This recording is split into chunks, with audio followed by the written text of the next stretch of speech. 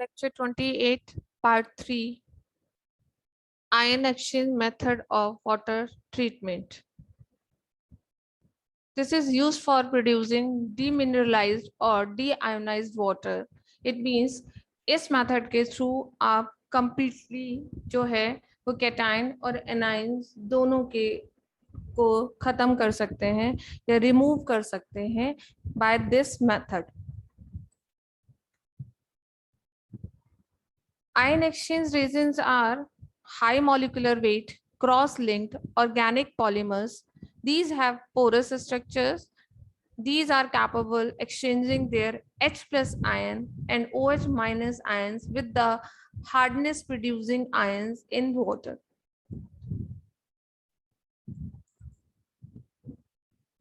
There are two types of ion exchange resin. The first one is which are capable to exchange their cation with the hardness producing cations, यानी कि ऐसे resins होते हैं जिनमें loosely held H plus ions available होते हैं. These are exchange their H plus ion with the cations of calcium and magnesium in water. And another one is anion exchange resin. These have the OH minus ion which are reversibly exchanged by hardness producing anions like chloride, sulfate and bicarbonates in water. So this is a diagram in which cation exchange resin में जब water sample को आप introduce करते हैं तो calcium और magnesium ये आप देख रहे हैं ये कैटायंस हैं, ये एक्सचेंज हो जाते हैं इस रेजिन के H प्लस आयन के साथ. और उसके बाद जब water sample anion exchange resin में जाता है तो जो एनायनिक पोर्शन होता है हार्डनेस कॉजिंग सॉल्ट का वो एनायंस ऑफ OH के साथ एक्सचेंज हो जाता है और इस तरीके से ये सॉफ्टनर जो है वाटर सैंपल को सॉफ्ट वाटर में कन्वर्ट करता है या डीआयोनाइज्ड फॉर्म में कन्वर्ट कर देता है. The next pictures is representing the regeneration of cation exchange resin. तो रीजनरेशन में आपको कोई एसिड की रिक्वायरमेंट होती है जो कि H प्लस के साथ कैटायन को एक्सचेंज कर दे और सेम एज यहाँ पे किसी बेस की रिक्वायरमेंट होती है जो एनायंस के साथ अपने OH माइनस आयन को एक्सचेंज कर दे. आप इस फिगर को और अच्छे से समझेंगे जब आप इस प्रोसीजर को with the help of reactions समझ लेंगे. This is the structure of cation exchange resin. It is represented as RH plus. आप इसको जो है वो RH plus से डिनोट कर सकते हैं. These are phenol sulfonic acid formaldehyde resin जिसमें ये H plus आयन जो है वो कैटायंस के साथ रिप्लेसमेंट करता है, एक्सचेंज करता है. And this one is anion exchange resin.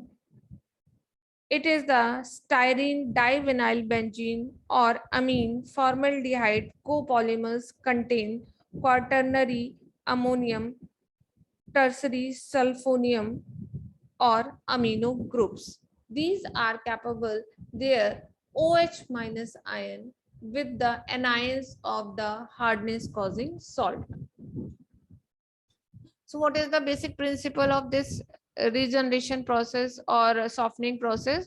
These are capable of exchanging hardness producing ions like cations or anions दोनों को remove कर देती है with their H plus ion and OH minus ion. So working of ion exchange resin for water softening, सबसे पहले जो है वो हम इंट्रोड्यूस करते हैं अपने हार्ड वाटर सैंपल को कैटायन एक्सचेंजर कॉलम में और उसके बाद एनायन एक्सचेंजर कॉलम में इंट्रोड्यूस करते हैं. तो फर्स्ट जब water sample cation exchange tower में इंट्रोड्यूस किया जाता है तो cation exchanger are capable their H plus ion with the cations of hardness causing metal इनके साथ एक्सचेंज कर लेता है. उसके बाद वही वाटर सैंपल को जो है वो एनायन एक्सचेंज टावर में इंट्रोड्यूस किया जाता है और एनायन को वो एक्सचेंज कर देता है। आप इस प्रोसेसिंग को यहाँ समझ सकते हैं। देखिए, this one is the diagrammatic view of ion exchange method. अभी देखिए क्या है, यहाँ से आप हार्ड वाटर सैंपल की एंट्री कराते हैं। अभी इतना पोर्शन जो है ये रीजनरेशन का काम करता है, ये अभी काम नहीं कर रहा है। अभी डायरेक्ट वाटर आ रहा है, hard water sample cation exchanger resin में गया, यहाँ पे रेजिन ने H+ आयन को कैटायन के साथ एक्सचेंज किया और वही वाटर सैंपल अब एक डिफरेंट पाइपलाइन के थ्रू एनायन एक्सचेंज रेजिन में उस वाटर की सप्लाई करता है। यहाँ पे भी एनायन एक्सचेंज रेजिन जो है वो OH- आयन को रिप्लेस करता है और इस तरीके से वाटर सैंपल जो है वो डीमिनरलाइज्ड हो जाता है। इस प्रोसेसिंग को आप रिएक्शन से और अच्छे से समझ सकते हैं। देखिए, मान लीजिए ये आपका कोई कैटायन है या हार्डनेस कॉजिंग मेटल है और ये आपका कैटायन एक्सचेंजर रेजिन है। तो यहाँ से क्या होगा, ये H कैटायंस जो है आपको बताया गया है, these are denoted as RH+। तो यहाँ पे H+ जो है वो कैटायन है, ये बना देगा क्या, H+ आयन जो है वो वाटर सैंपल के साथ आगे चले जाएंगे और यहाँ पे ये जो है वो कैल्शियम और मैग्नीशियम आयन इस के साथ एक्सचेंज हो जाएगा और यहाँ पे ये इनसॉल्युबल मैट्रिक्स में कन्वर्ट हो जाएगा। सेम प्रोसीजर मैग्नीशियम आयन के साथ होता है और H+ आयन जो है वो कैटायन एक्सचेंजर से निकल के एनायन एक्सचेंजर की तरफ जाते हैं।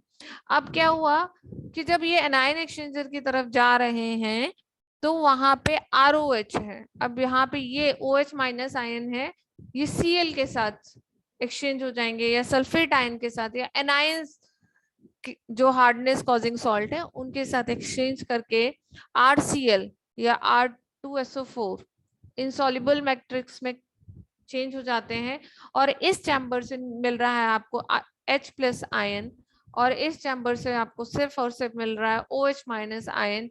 ये आपस में एसोसिएट होके H2O में कन्वर्ट हो गए। अब जितने भी कैटायन और एनायन सॉल्ट थे, सॉल्ट्स के कैटायन और एनायंस थे, वो इनसॉल्युबल मैट्रिक्स की फॉर्म में चैम्बर में ही बच गए। Next step is regeneration. अब क्योंकि क्या हो रहा है, अगर आप देखें तो जो आपका कैटायन और एनायन एक्सचेंजर है वो एग्जॉस्ट फॉर्म में पहुंच गया है। किस फॉर्म में पहुंच गया है, एग्जॉस्ट फॉर्म में पहुंच गया है। तो ये R2Ca इंसॉल्युबल फॉर्म में कन्वर्ट हो गया है। ये कैटायन एक्सचेंजर तो बन गया है R2Ca और R2Mg की फॉर्म में और एनायन एक्सचेंजर कन्वर्ट हो गया RCl और R2SO4 की फॉर्म में। These are not capable to exchange further their cations with the cations of hardness causing salt और anions with the hardness causing anions। तो अभी क्या होगा, अभी आपको इस रीजनरेशन के इसको रीजनरेट करना पड़ेगा, इस सॉफ्टवेयर को आपको रिचार्ज करना पड़ेगा। तो इसके लिए आपको ऐसा सब्सटेंस रिक्वायरमेंट होगा जो इजिली H+ आयन दे सके। तो इट मींस आपको मालूम है कि एसिड, वीक एसिड जो है वो H+ आयन आसानी से दे सकते हैं। तो अभी आपने क्या किया, यहाँ पे एग्जॉस्टेड सॉफ्टनर में कैटायन वाले चैम्बर में आप जो है किसी एसिड को इंट्रोड्यूस करेंगे तो वापस से कैटायन एक्सचेंज रिएक्शन होगी और ये जो कैटायन है वो वाटर के साथ एलिमिनेट हो जाएगा। Same as anion exchange resin में भी होगा, किसी बेस के साथ आप रिएक्शन कराएंगे तो यहाँ पे एनायन एक्सचेंज हो जाएंगे और ये एनायनिक पोर्शन वाटर सैंपल के साथ रिमूव हो जाएगा। इस तरीके से वाटर सॉफ्टनिंग मेथड का इस्तेमाल किया जाता है आयन एक्सचेंजर प्रोसेस में। What is the advantages of this processing? Gives water of almost zero hardness. अभी आपको पता है कि ना तो कैटायन है ना ही एनायन है, तो जो उसकी हार्डनेस है वो जीरो हो जाती है. एंड नो आयनिक इम्प्यूरिटीज, और किसी भी तरीके का आयनिक इम्प्यूरिटीज उसमें बचा हुआ नहीं रहता. रिमूव्स पैथोजेंस फ्रॉम वाटर, जो हार्मफुल बैक्टीरियाज है उनको भी ये खत्म कर देता है. Occupies less space and easy to operate, बहुत कम जगह की रिक्वायरमेंट होती है और आसानी से ये चल जाता है.